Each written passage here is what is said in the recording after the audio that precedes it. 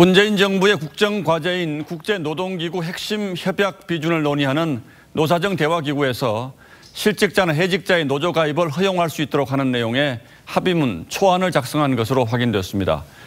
실직자나 해고자의 노조 가입을 허용한다는 것이 무슨 뜻인지, 그리고 이렇게 되면 어떤 일이 일어날 수 있는지 지금부터 하나하나 따져보겠습니다. 강동원 기자, 예. 그러니까 제가 지금 이 회사에서 해고가 돼도 노조원은 될 수 있다는 거죠. 예. 그런데 현행법에는 어떻게 되어 있습니까? 현행법상으로는 이 노조 가입, 그러니까 해직자와 실직자는 노조 가입을 할 수 없게 되어 있습니다. 우리 노동조합법을 보면요, 이 해고자는 근로자로 보지 않기 때문인데요. 노사정 대화체인 경제사회노동위원회가 입법을 위해 만든 합의서 초안에는 해고, 실직자를 근로자로 보지 않는다는 내용을 삭제하는 방향으로 개정한다고 써 있습니다. 자, 그렇게 되면 해고자나 실직자도 근로자이기 때문에 노조 가입이 가능하다는 논리입니다. 그런데 이렇게 되면 기업 입장에서는 상당히 부담이 될 수 있기 때문에 재계는 당연히 반대하겠군요. 네, 그렇습니다.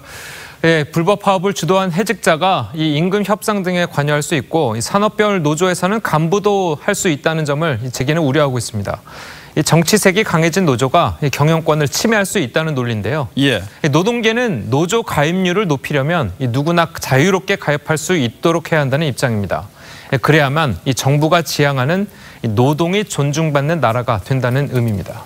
예를 들어서 전교조 같은 경우는 해직자를 노조원으로 두고 있기 때문에 법의 노조라고 하는데, 예. 만약에 이렇게 법이 바뀌게 되면 합법 노조가 될 수 있겠군요. 예, 맞습니다. 그런데 이렇게 법을 바꾸려고 하는 이유는 뭡니까? 그러니까 이제 국제노동기구인 ILO의 핵심 협약을 비준하겠다는 것이 문재인 대통령의 대선 공약이었습니다. 그런데 이 핵심 협약 중에 87조를 보면요, 해직, 실직자를 포함한 모든 근로자의 노조 활동을 보장하고 있습니다. 예. 아까 말씀드린 우리 국내법과는 상충하는 거죠. 정부는 ILO 설립 100주년인 내년에 핵심 협약을 비준할 계획인 것으로 알려졌는데요. 그러려면 비준 전이든 후든 법 개정은 필수입니다. 자, 그런데 법 개정은 국회에서 하는 건데 국회가 이걸 동의할까요? 글쎄요, 말씀하신 것처럼 이 비준 권한은 헌법상 대통령이 갖고 있습니다.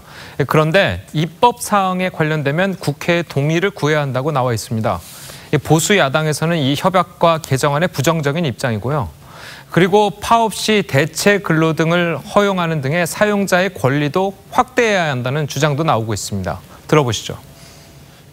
합리적인 노사관계라는 게 결국 이제 힘의 균형을 통한 대화와 타협이기 때문에 지금 협약 비준과 관련해서는 경영계 요구에도 좀 귀 기울 필요가 있다, 그렇게 좀 생각이 됩니다. 예, 법 개정을 위한 합의문 초안이 나온 상태니까 앞으로 어떻게 진행될지 좀 더 지켜봐야 하겠습니다만 상당히 논란이 예상되는 문제긴 하군요. 예, 강동원 기자 잘 들었습니다.